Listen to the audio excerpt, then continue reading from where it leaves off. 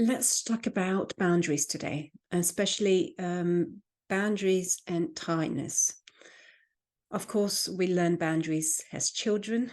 We understand where we end, where the person begins, ideally.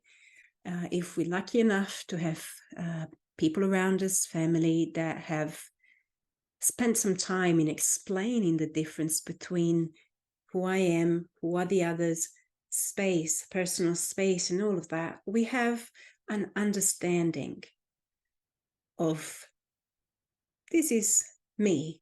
We have an understanding of what a sense of self is, and perhaps we're less willing to compromise that for other people. This is me. This belongs to me. I'm the keeper. I'm the one in charge to keep this healthy, to keep this going, to keep this functioning properly, either physically, emotionally, mentally, spiritually, energetically. We may go through phases in life that we are exhausted or tired, fatigued for whatever reason, especially if we've been through some trauma or some very challenging times. Perhaps we're going through grief, or we just gave birth, or we're going through separation, or we've been through illness that has debilitated the physical self.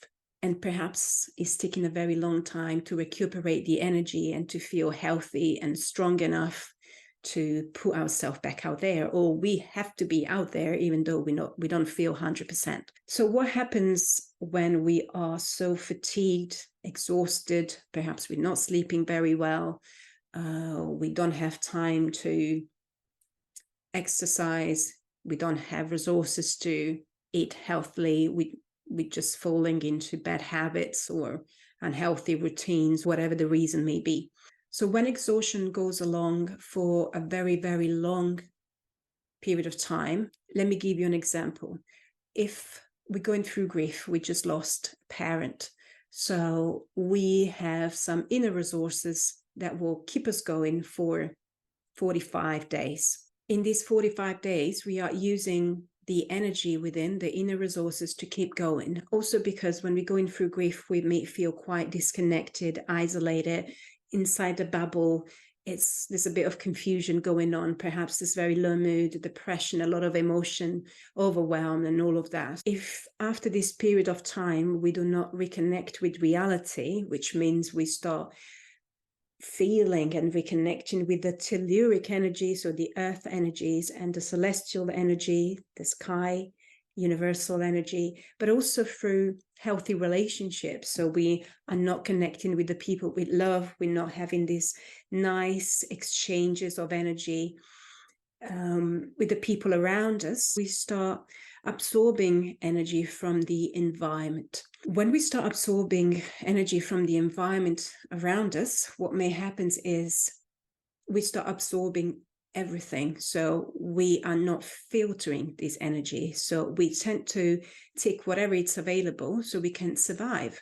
And for example, if you're working in a dysfunctional place, or you're working in a hospital, for example, or you're working with a lot of people or challenging situation, you start absorbing whatever it's out there without filtering that energy. And that means that you getting in your system, not just the nourishing energy, but also toxic, polluted energy. Your capacity to distinguish between what's good for you, for your system, and what's not, it's failing you at that time.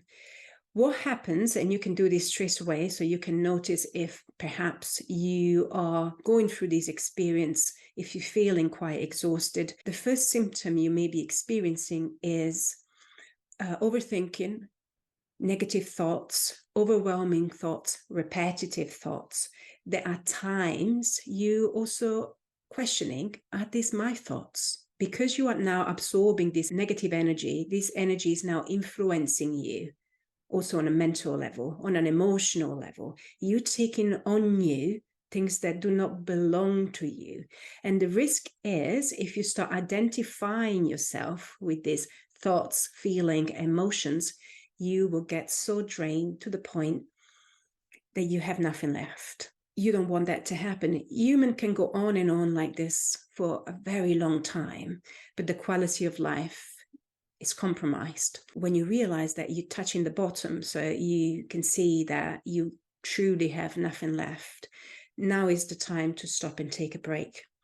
Understanding that nourishing the self is something that is essential, not just for your well-being, but for your survival and to maintain your sense of self. The more you're tired, the more people will take from you. And it's just a natural law of life. For example, when you see an animal dying, the first thing that happens, especially, I don't know, in the wild, a vulture will go and eat the animal because nothing goes waste. But if a person doesn't have the capacity to hold that boundaries and energy, what automatically happens is that other people unconsciously will go and take from them. And you don't want that to happen. I saw that happening so many times. I once had a friend, she was exhausted. She really was exhausted. She was going through a really hard time. And we were having this conversation about, the fact that she was so tired that she couldn't go to work. She couldn't do anything. And then all that suddenly I had this other person coming through. And she just started talking to her about all her problems and started complaining and complaining. And I thought, and I looked at her and then I looked at the other person and I thought, this is exactly what happens. If you're not able to keep your boundaries and to say no, people would just go and chuck rubbish at you.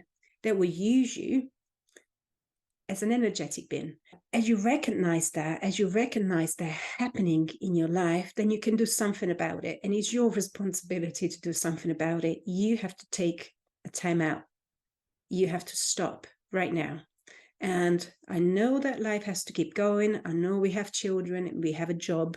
Your energy is precious. Your body is precious. Your well-being, mental health is precious. Don't let anybody take that away from you. It's your responsibility to take care of that. Nobody else. It will be fantastic if we were living in a world that people will notice things or will come and help without we asking for things. But this is not the reality we live in. You have to develop that awareness to know when to stop, when to say no, when to put a boundary there, because life will just take from you, even when you don't have it. It's not that we knew these things before. Life is life. It goes on and on. But you have to make your own rules. You have to create your own system and how we want to be treated by other people. And also observing how we treat other people. Because it's never a one-way road. It's always two ways. Otherwise, this world would be just made of good people and all the bad people live for God knows where. Thank you so much for watching this video. I really appreciate you taking the time.